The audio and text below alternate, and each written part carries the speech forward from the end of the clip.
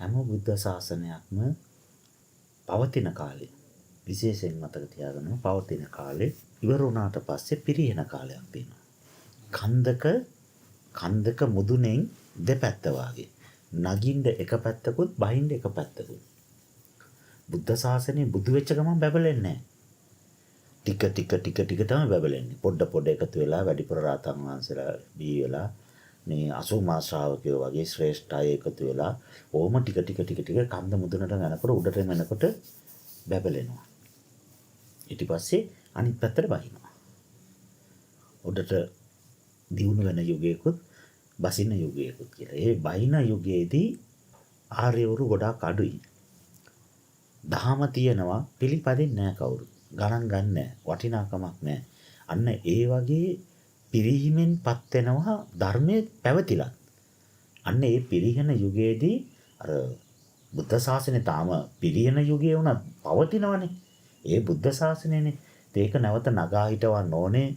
ඒක ශක්තිමත් කරන්න ඕනේ කියන යම් අවශ්‍යතාවයට ඒ පාරමී තියෙන කට්ටිය පොළොවට බෑලා ඉපදිලා ඒ කාර්යය කරනවා. දුටුගැමුණු රජුරෝ නැවතෙනවා කියලා කතාවක් තියෙනවා. රාවණා රජුරෝ නැවත අවදි වෙයි කියලා කතාවක් තියෙනවා. දියසෙන් කුමාරයා ඇවිල්ලා මේ රට ධාර්මික කරයි කියලා කියනවා. ආධ්‍යාත්මික නායකයෙක් ලෝ පහළ වෙලා මේ සියලු දේවල් ඉවැරදි කරලා ප්‍රතිසංස්කරණය කරලා හොඳ යහපත් පාලනයක් රාජ්‍යයක් බී කරයි කියලා කියනවා. මේ ඔක්කොම අනාවැකිනේ. මේ ඔක්කොම අනාවැකි. ප්‍රොෆට් මේවා. ප්‍රොෆෙසි. මේ අනාගත වාක්‍ය කීයෙන් කීයක් ඉෂ්ට වෙයිද සාර්ථක වෙයිද අනාගතයේ මිනිසුන්ට පියවි ඇසට දකින්න ලැබෙයිද කියන එක පොඩි ප්‍රශ්නාර්ථයක් නෙමෙයි. ඒක ටිකක් ලොකු ප්‍රශ්නාර්ථයක්.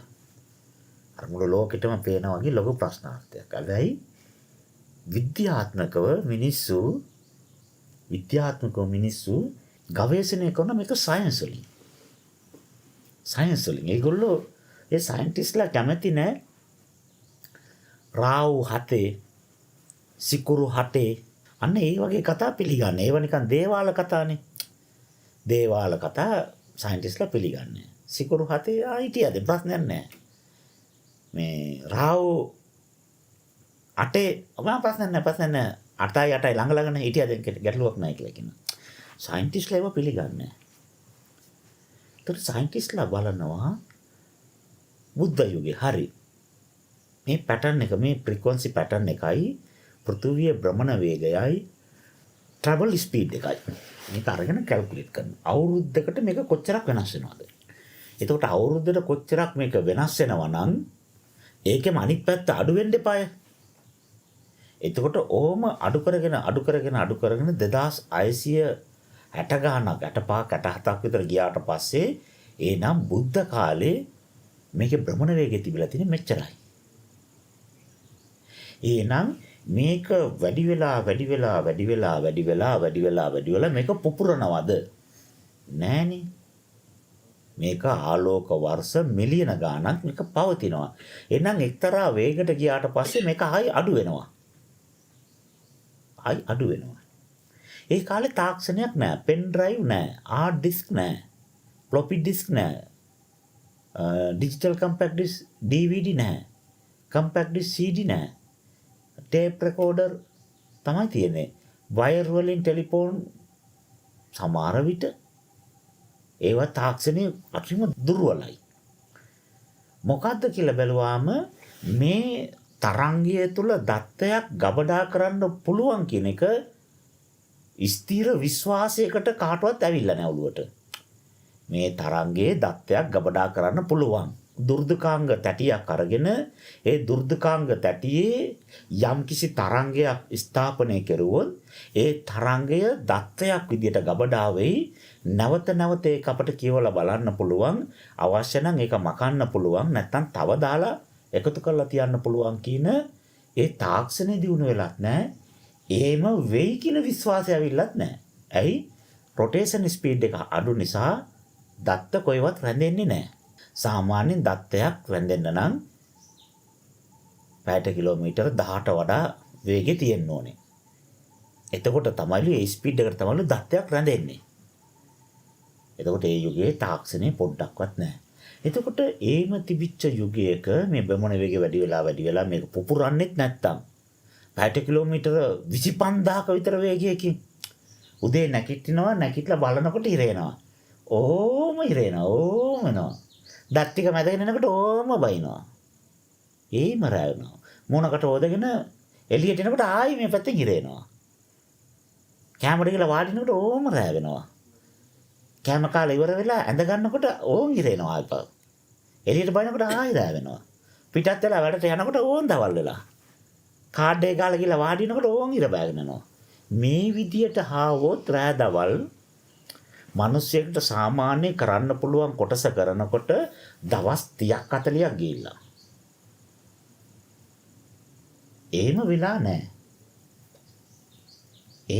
නැහැ. එහෙම වුණා කියලා ඔප්පු කරන්න ක්‍රමයක් නැහැ. පස්සේ මේක මේ ගවේෂණය කරලා තියෙනවා මේක කොහොමද මේක වෙන්න පුළුවන්? impossibleද possibleද? අන්න එක තැනක් අහු වෙනවා possible කියලා. මොකක්ද ඒ තැන? බුදුරජාණන් වහන්සේ දේශනා කරනවා මේක පිරිහෙන යුගය වෙනකොට ආයුෂ අවුරුදු 7ට බහිනවා. හැබැයි අතට වඩා අඩු වෙන කතාවක් කොහෙවත් කියලා නැහැ. හැබැයි ඒ අතට බැස්සට පස්සේ එතනින් මුර්ග වර්ෂාවක් ඇති වෙලා මිනිස්සු ඔක්කොම කැළඹිලා මේවා වැරදි මේ ඔක්කොම කරන්න හොඳ නැහැ කියලා මිනිස්සු එතනින් පොඩ්ඩක් වෙනස් වෙලා ಗುಣධර්ම වඩලා ඒක ටික ලක්ෂ වෙනකම් වැඩි වෙනවලු. එහෙනම් මේක උපරිම 7ට අඩු වෙනවා උපරිම ලක්ෂයට වැඩි වෙනවා. ලක්ෂයට යන්නෙත් නැල්ලු 7ට වඩා අඩු වෙන්නෙත් නැල්ලු. දැන් මේ සමීකරණ සයන්ටිස්ට්ලාට හම්බෙලා. දැන් ඒගොල්ලෝ දන්නවා මේක අඩුමෙන් යන්න පුළුවන් 7යි උපරිම යන්න පුළුවන් ලක්ෂයයි. එතකොට මේ ආයුෂ කාලය මේ විදිහට යනවා නම් ඒ කාලේ තියෙන භ්‍රමණ වේගය කොච්චරද? එතකොට ඒකට සාපේක්ෂව ලක්ෂයට යනවා නම් ඒ කාල භ්‍රමණ වේගය කොච්චරද? දැන් කැල්කියුලේට් කරා දැන් සමීකරණයක් හම්බෙලා තියෙනවා. හැබැයි ස්ථිර එකක් නෙමෙයි අනුමාන සමීකරණයක්. maybe විය හැකි. හැබැයි ඒ අනුමාන තමයි. නමුත් කාටවත් ඒක වැරදි කියලා කියන්න බෑ. හැමෝම කියනවා ඒක වෙන්න පුළුවන්. ඒක වැරදි කියන තැනට එන්නේ නැහැ. එතකොට දැන් ඒගොල්ලෝ ගණන් හදන මේක අතට යනවනේ. කොයි කාලෙද යන්නේ? මෙහෙම ගියා මේ භ්‍රමණ වේගය මෙච්චර වැඩි වෙන්න ඕනේ. කොච්චරද? මෙච්චර වැඩි වෙන්න ඕනේ. ගාන කියන්න පුළුවන් දැන් කියන්නේ. මේ මෙච්චර වේගයක් වැඩි වෙන්න ඕනේ භ්‍රමණ වේගය. මෙච්චර වැඩි වුණොත් අතට එනවා. එතකොට තමයි මේක පිබිදීමක් ඇති වෙන්නේ.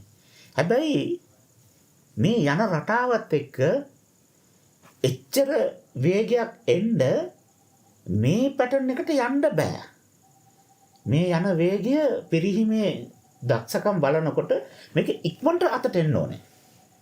ඊටාත්ම ළඟින් අතට එන්න ඕනේ. හැබැයි අතට එන්න අර කියන කාලයට සාපේක්ෂව අවුරුද්දට මෙච්චරක් නම් වෙනස් වෙන්නේ. ඒ අවුරුද්දට වෙනස් වෙන කාලෙත් එක්ක මෙච්චර කාලයක් යනවා අතට යන්න. හැබැයි මේ යන ක්‍රමයට බැලුවොත් කලින් එන්න ඕනේ. එහෙනම් ඒක වෙන්න බෑ. විශ්ව න්‍යාය ධර්මයට සාපේක්ෂව අවුරුද්දකට දෙකක් නම් වෙනස් වෙන්නේ. අවුරුදු 10ට 20යි වෙනස් වෙන්නේ. 20 දිදම් මේක වෙන්නේ. මේ යන වේගෙට 8න් වෙන්න පුළුවන්ද? බෑ. තව 12ක් එන්න ඕනේ. එතකොට මේ 8න් වෙන්න බැරි නම් මේ යන විදියට 8න් නම් වෙන්නේ. හැබැයි ඒක අනුමත නැත්තම් විශ්වයට. සමීකරණයක් එහෙම නැත්තම් 20න් නම් එන්න ඕනේ. එහෙනම් 8න් වැටෙන්න දෙන්නේ නැහැ.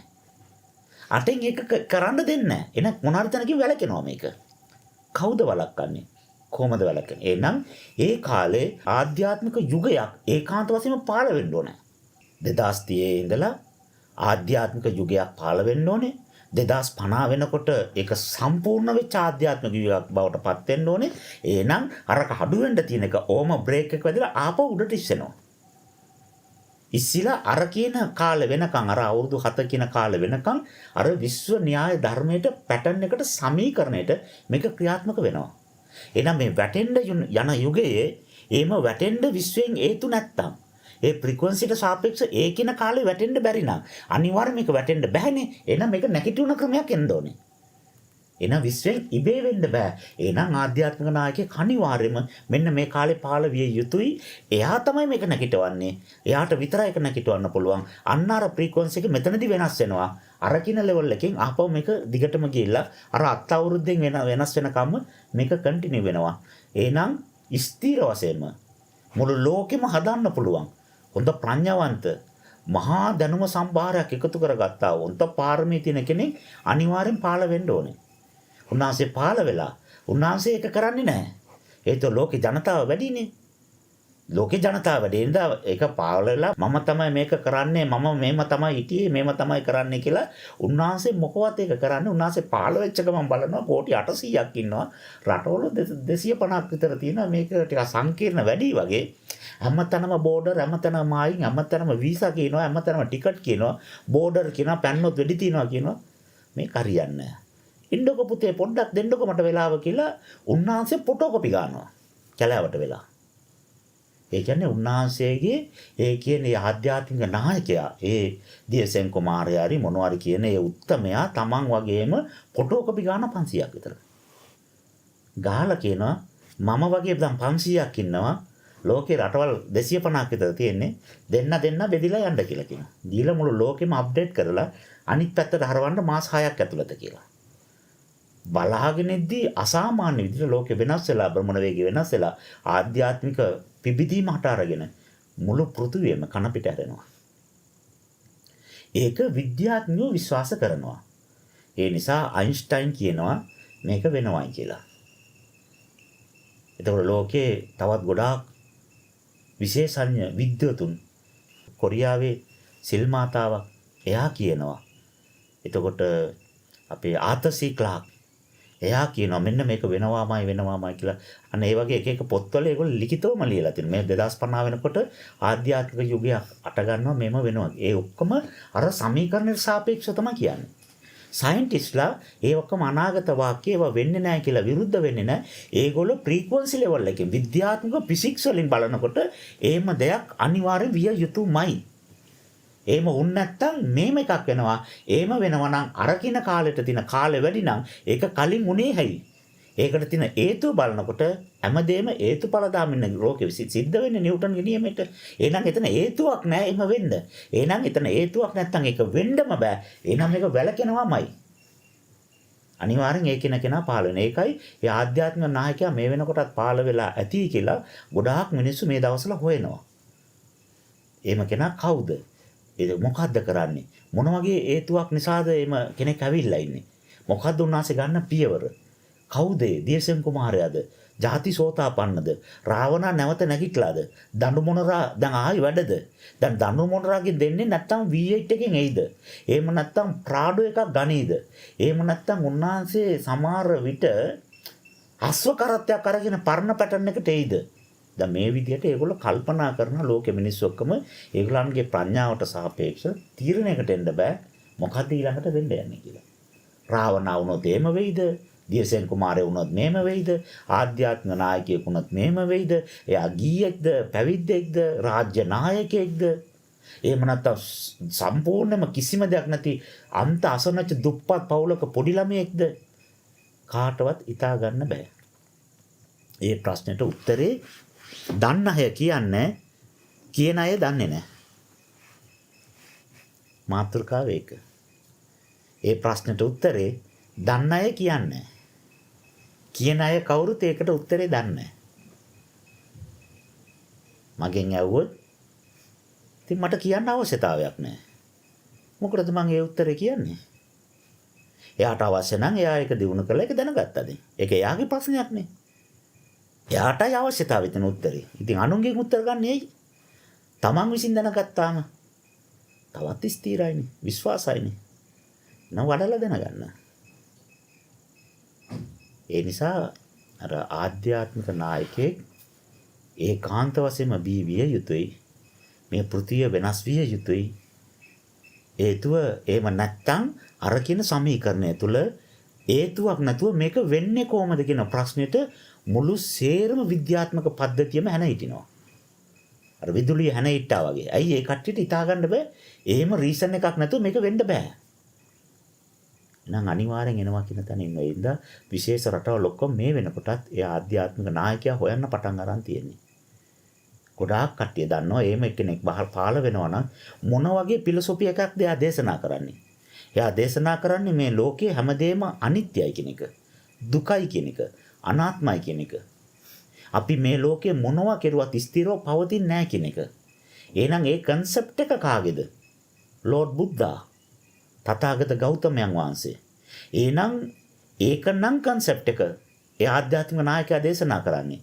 ඒ concept එක නම් ලෝකේ හැඩගැහෙන්නේ වෙනස් වෙන්නේ.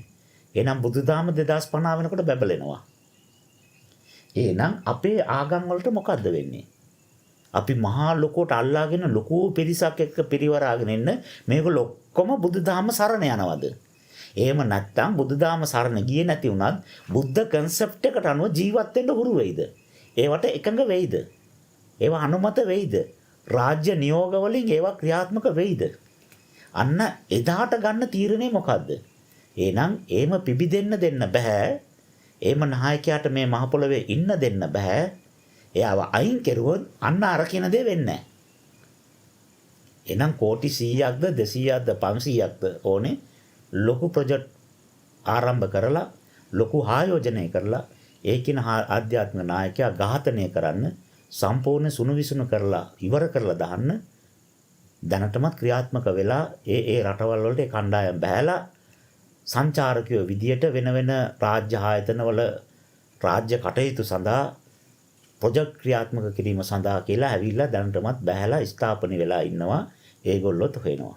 ඒකින ආධ්‍යාත්මික නායකයා මුළු ලෝකෙම හදන්න දක්ෂනා මේ කට්ටියවත් හදනවනේ. එහෙනම් මේ කට්ටියත් ඇදෙන්නේ එයාගෙන් නම් එහෙනම් මේ කට්ටියකින් එයා මැරෙන්නේ නැහැ. එහෙම සරලව ඝාතනය කරන්න පුළුවන් කෙනෙක් නෙමෙයි එයා.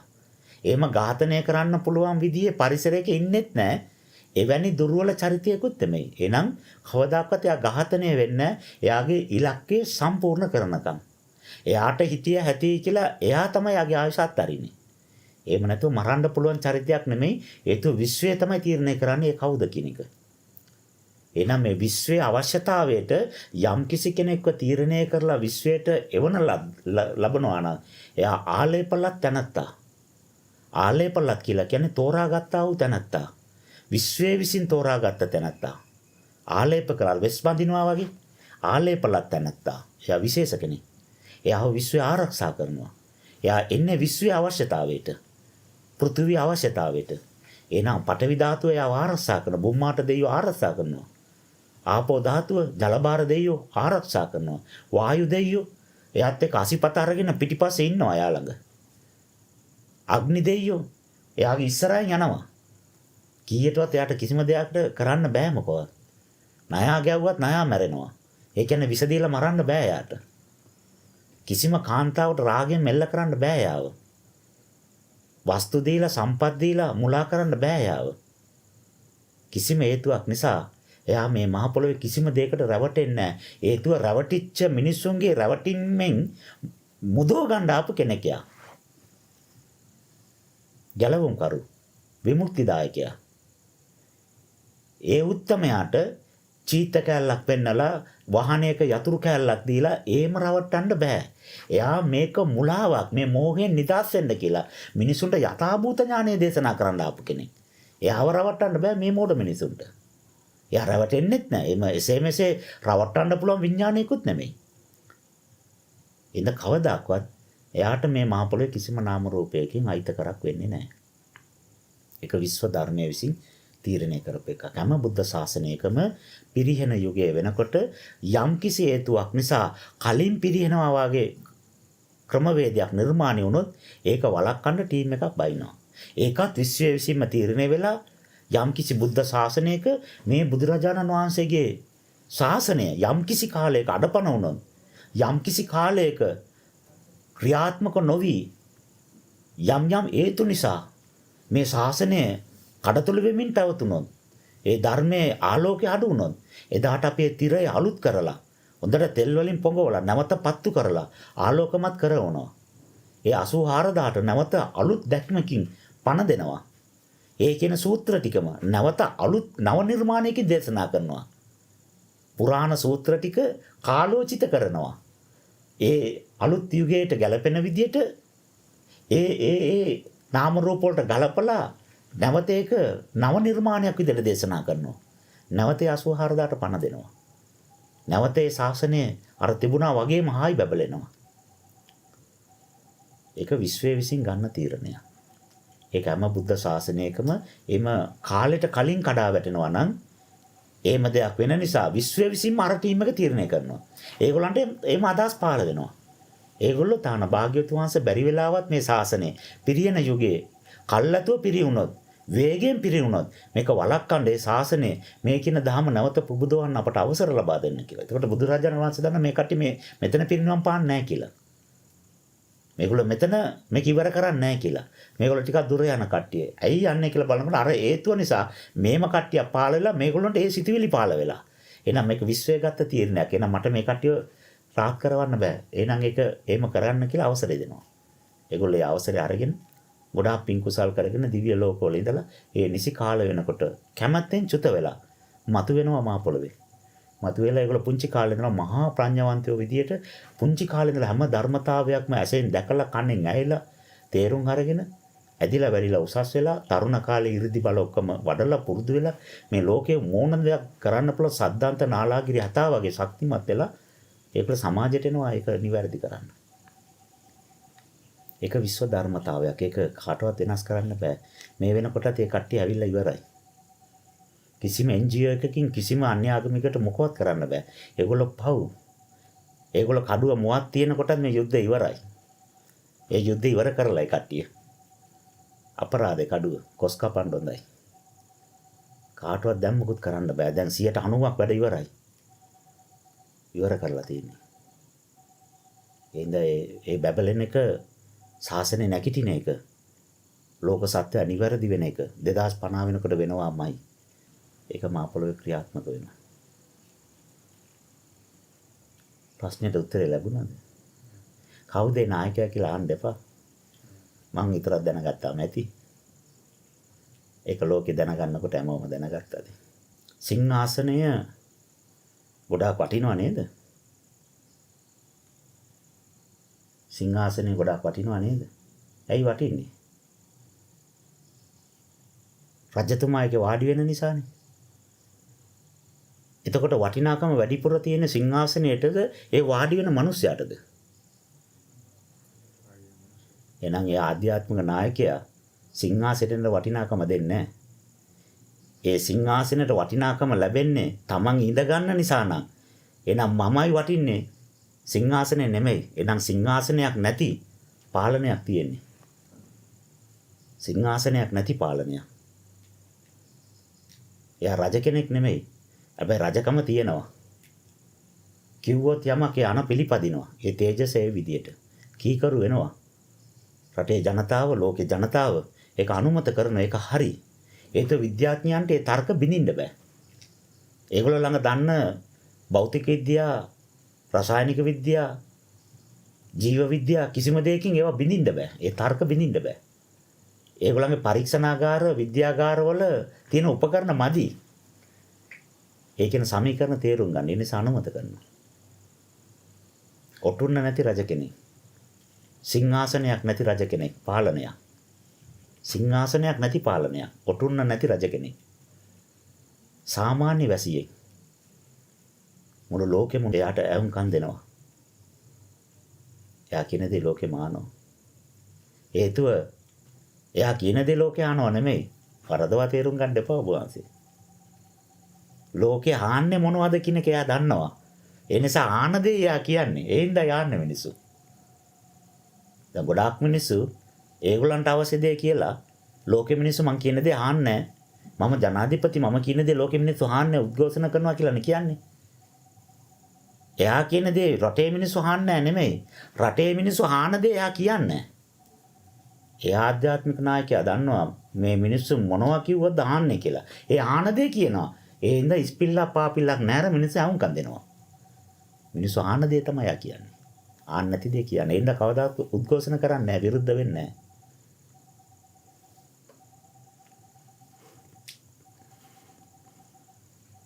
මිනිස්සු සිංහාසනයට ගා ගන්නවා. රජකමට ගා ගන්නවා. සිංහාසනෙට ඕන තරම් ලී අරගෙන අදන්න බැරියේ. දව සංස්ථාවල ඕන තරම් ලී තියෙනවා. රුපියල් 5000ට ලී ගත්තන සිංහාසනයක් හදාගන්න බැරිය. හැබැයි ඒ සිංහාසනේ වාඩි වෙන රජුරෝ හින්දානේ සිංහාසනෙට වටිනාකම ලැබෙන්නේ. එහෙනම් සිංහාසනය නෙමෙයි වටින්නේ. ඒ සිංහාසනේ වාඩින රජුරෝ. මේගොල්ලෝ සිංහාසනය තෝරනවා. ඒක වාඩි වෙන්න සුදුසු රජුරෝ තේරුවද? වාඩි වෙන හැම රජුරෝක්ම කොන්දපණ නැහනේ. කිසිම දෙයක් දකින්න බෑනේ, වෙනස් කරන්න බෑනේ. දූපතක් දුන්නොත් දූපතවත් හස්වද්දන්න බෑනේ. දූපතක් හස්වද්දන්න බෑනේ. ඒතකොට කොහොමද ලෝකයක් හස්වද්දන්නේ? සිංහාසනය තෝරනවා. හැබැයි සිංහාසනේ වාඩි වෙන්න සුදුසු කෙනා තෝරනවද? හැබැයි සුදුසට සිංහාසනය අවශ්‍ය නැහැ. හේතුව සිංහාසනෙට වටිනාකම ලැබෙන්නේ මම ඉඳගත්තොත් නා. එහෙනම් මම නිසානේ ඒකට වටිනාකම ලැබෙන්නේ. ඉතින් ඒක මට වටින්නේ නැහැ. මගේ වටිනාකම මගේ ළඟ තිබිච්චදෙන් කියලා. සිංහාසනයක් නැති පාලනයක්. ඔටුන්නට මිනිස්සු බය වෙන්නේ රජුරුව කියලා. නමුත් එහෙම ඔටුන්න දාගත්ත කිසිම දේශයක් බැබළුනේ නැහනේ. ඔටුන්න නැති පාලනයක් එනවා. පාලනේ හරියට තිබුණානේ. ඒ පාලනේ තමයි තමන්ගේ ඔටුන්න. ඒක අලුත් දැක්මක්. ඒක අර ඩොනමෝර ආණ්ඩු ක්‍රමය, ප්‍රජාතන්ත්‍රවාදී ආණ්ඩු ක්‍රමය, ඉංග්‍රීසි ආණ්ඩු ක්‍රමය, පෘතුගීසි ආණ්ඩු ක්‍රම ගොඩාක් දේශපාලන විද්‍යාව ගොඩාක් තියෙනවා. මේක අලුත් ආණ්ඩු ක්‍රමයක්. ඒක දේශපාලනයෙන් ගත්තාම ප්‍රජාතන්ත්‍රවාදීත් නෙමෙයි. පුරාණ ක්‍රමයට ගත්තාම රජපාලනයකුත් නෙමෙයි. දෙක මිශ්‍ර වෙච්ච එකකුත් නෙමෙයි. මේක අලුත් කන්සෙප්ට් එකක්. ඒ නිසා මිනිස්සුන්ට හිතා ගන්න බෑ මොකද්ද මේ ක්‍රමවේදය කියලා. හැබැයි රට සංවර්ධනය වෙනවා. නායකයෙක් නැහැ. හැබැයි නායකත්වයක් තියෙනවා. පාලනය කරන්නෙක් නැහැ. හැබැයි හැම මිනිස්සෙක් තුළම ඉක්මීමක් තියෙනවා. පාලනයක් තියෙනවා. එහෙනම් පාලකෙක් ඉන්නවා. නායකත්වයක් තියෙන හැමතැනම නායකත්වයක් තියෙනවා. කෝ නායකයා? නායකයෙක් වෙන්න නැහැ. නායකත්වය තියෙන නිසා අනිවාර්යයෙන්ම නායකයෙක් ඉන්නවයි කියලා හැමෝටම දැනෙනවා. අලුත් කන්සෙප්ට් එකක් ඒක. ඒ දේශපාලන විද්‍යාවට ස්පර්ශ නොවිච්ච එක. ධනවාදී ආණ්ඩු ක්‍රම, ප්‍රජාතන්ත්‍රවාදී ආණ්ඩු ක්‍රම, එහෙම එක ආණ්ඩු ක්‍රම මිනිස්සු හොයා ගන්නවනේ. එක එකනට තේරෙනද? මෙහෙම කෙරුවොත් ජනතාව පාලනය කරන්න පුළුවන්. මෙහෙම කෙරුවොත් රටක් පාලනය කරන්න පුළුවන්. මෙහෙම කෙරුවොත් රටක් සංවර්ධනය. අන්න ඒ ආණ්ඩු ක්‍රමය හඳුන්වලා දෙනවා. ඒ වගේ මෙයාත් ඇවිල්ලා අලුත් ආණ්ඩු ක්‍රමයක් හඳුන්වලා දෙනවා. නායකයෙක් නැති නායකත්වයක් මෙන්න මේමයි තියෙන්න ඕනේ කියලා. එහෙනම් නායකයා නැති වුණත් රට මුකුත් වෙන්නේ නැහැ. රට හෙල්ලෙන්නේ නැහැ. රට හේමම තියෙන. ඇයි? නායකත්වය හදලා තමයි එයා ගිහිල්ලා තියෙන්නේ. එයා නැති වෙනකොට නායකත්වය නැති වෙන්නේ නැහැ. නායකත්වය වෙනම තියෙනවා. නායකයා වෙනම වෙනවා. නායකයා වයසට ගිහලා මැරෙනවා. නමුත් නායකත්වය තියෙනවා. ඒක සදාකාලිකයි. පාලකෙක් නැහැ. හැබැයි පාලනයක් තියෙනවා. ඒක පුද්ගලයේ සත්‍යයක් නෙමෙයි. ඒක සදාකාලිකයි. ඒ හින්දා පාලකයා නැති වුණත් පාලනේ නැති වෙන්න රට සදාකාලිකවම පාලනේ යටතේ තියෙනවා. ඒක නැති කරන්න බෑ ලෝකේ කාටවත්. අලුත් යුගයක් ඒක. අපිට යුගයේ බලමු ඉවසලා ඉඳලා. අපිටත් දෙනතින් බලන්න පුළුවන් වෙයි. ඒ පින් අපි හැමෝටම තියනවා කියලා හිතෙනවා. ප්‍රශ්නෙට උත්තරය හම්බුණාද? ඕනට වඩා කිව්වද කරුණ? යුගය කියන්නේ මිනිස්සු ගොඩාක් ධාර්මික යුගයක්. ධාර්මික යුගයක්. අම්මා තාත්තා දරුවෝ දෙන්නා. එක පවුලක්නේ. අන්න ඒ විදිහට මුළු ලෝකෙටම දැනෙනවා. මගේ අම්මා, මගේ තාත්තා, මගේ දරුවෝ, මගේ සහෝදරයෝ කියලා එහෙම දැනෙනවා. ඒ තරම් සමගියෙන් සාමයෙන් පිරිච්ච යුගයක්. ආධ්‍යාත්මික යුගයක්. කාට හරි බඩගිනි නම් ඒක තමන්ගේ බඩගින්න වගේ දැනෙනවා. කවුරු ඉන්නවනම් වාඩි වෙලා තමන් කෑම කන්න යනවනම් කැන්ටිමට ගිහිල්ලා එයා ළඟින් වාඩි වෙලා පියන හැරලා පියනට භාගයක් කලනවා යා. මේක කන්න කියලා එයාත් එක බෙදාගෙන එක බත් එක බෙදාගෙන අඳුරන්න මොකවත් ඕන නමවත් දන්නේ නැහැ. ඒත් බෙදාගෙන කරනවා. ඒ වගේ මිනිස් ගුණධර්ම වලින් යුක්ත යුගයක්. ධාර්මික යුගයක්. දසසිල් කවුරුත් ගන්න නැහැ. හැබැයි දසසිල් කඩන තැනක් අපිට පේන්නේ නැහැ. දසසිල් ගන්න දසසිල් කැඩෙන බවක් පේන්නේ නැහැ රටේ. සමාදන් වෙලා වගේ දැනෙන්නේ. එහෙම යුගයක් ඒක. විවේක ගමු නේද?